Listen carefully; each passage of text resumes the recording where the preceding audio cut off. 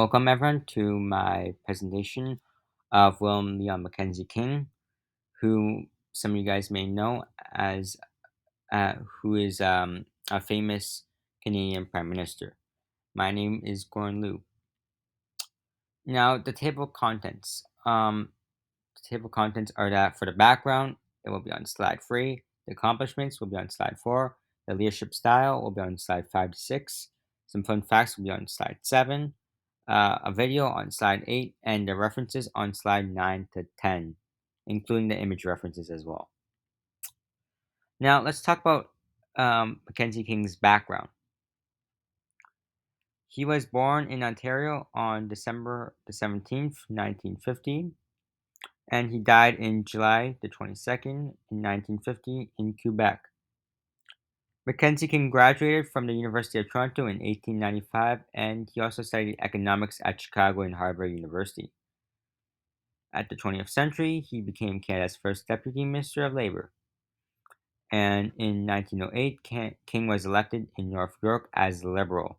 And this was when King's political career started to begin. In 1909, King entered Sir Wilfrid Laurier's cabinet as Minister of Labour. He was elected in 1919 as Sir Wilfrid Laurier's successor, and thereby he became the leader of the Liberal Party from 1919 to 1948. And this is the reference used for the slide, NetBuy 2021, including the image as well.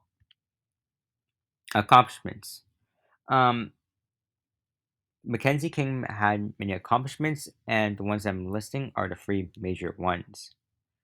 He solved the conscription issue for Canadians during the First World War that has divided the country and the party. Now, the reason why it was such a big deal was that during the First World War, um, Canada was pretty much split into two. The French Canadians, they did not want, Canada to participate in the war because they thought it was just no purpose. However, the English Canadians, they wanted to participate in the war because they had that loyalty to the British Empire, which, caused a massive conflict. Mackenzie King also drove Canada towards industrialization and created better relationships with the United States. He also rebuilt unity upon the Liberal Party of Canada, and he gained more independence from Britain. Through both world wars, Mackenzie King also, made Canada to gain a lot of international influence. And here is the reference used for the source, which is from the Government of Canada, not including this image, by the way. Now let's talk about Mackenzie King's leadership style. Mackenzie King would be a democratic leader because during World War II, he surrounded himself with an effective cabinet of ministers who gave him advice, as well as the fact that he was guided by the military, to give him more advice, about making decisions for the war. As well as the fact that when King retired, his successor, Louis Saint Laurent, took over a strong government and it was united, and the party was more effective. As well as the fact that Canada, at the time started to, rapidly grow and it was self-confident. Now, if you were to ask me to where if I would put him in the Blake and Mouton managerial grid, I'd put him around here because of the fact that King, he cares a lot about his people and gives them a lot of trust. He works with, a lot of others, such as, his cabinet of ministers, the military, as well as the fact that he listens, from the feedback from his people, which is why he gives them, a lot of benefits towards them. And for his goals, he was somewhat of authority because, his aim was just to, make Canada to be loyal to the British Empire, but separated.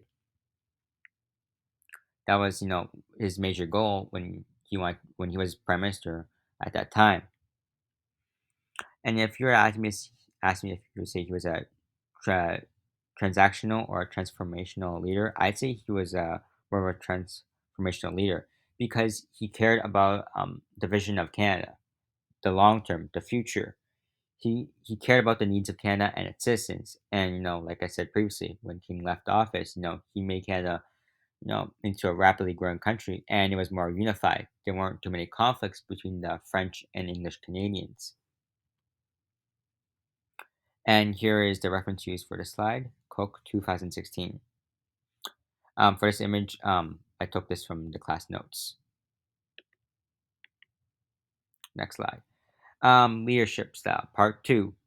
Now, Mackenzie King, I'd say he's a successful leader due to his strong ability to work with other people and his ability to think rationally to make good decisions. His success was a compound of acute institutions of the public mood and a superb capacity for the management of men. Mackenzie King possesses servant leadership qualities as his focus was towards making Canada independent from Britain. He cared about the public and the Canadian citizens. He also aimed to make Canadians more unified, to work together.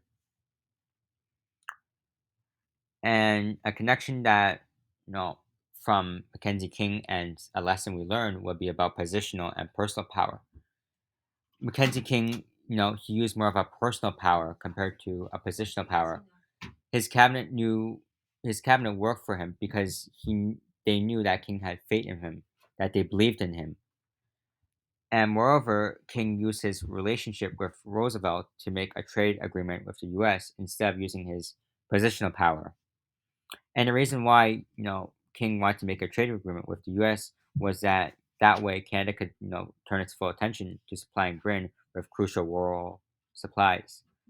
And, like I said previously, the reference for the slide this time will be Whitney 2020 for 2023, not including this image, by the way. Now let's talk about some interesting facts about Mackenzie King.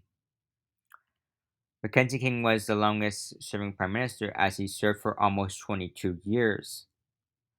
During the Great Depression, this is something ironic. He never thought that it would affect Canada because it started from the United States, and he thought that it won't affect Canada, but in reality, it affected almost all of North America as well as a huge chunk of Europe. King was also the first to introduce unemployment insurance and family allowances to the public, to help the Canadian citizens after the Great Depression. King was King helped Canada not only during the Great Depression but also in both World Wars. When he helped Canada during World War I, he helped him. He helped Canada when he was the Minister of Labor. And the reference for the slide, including the image, was NEPI 2021. Now, here is a video of Mackenzie King on his election campaign on 1937. Um, if the link doesn't work, you can always just click on this one and it'll just send you to the YouTube video. And the reference is British Pataf 2020. And there you go.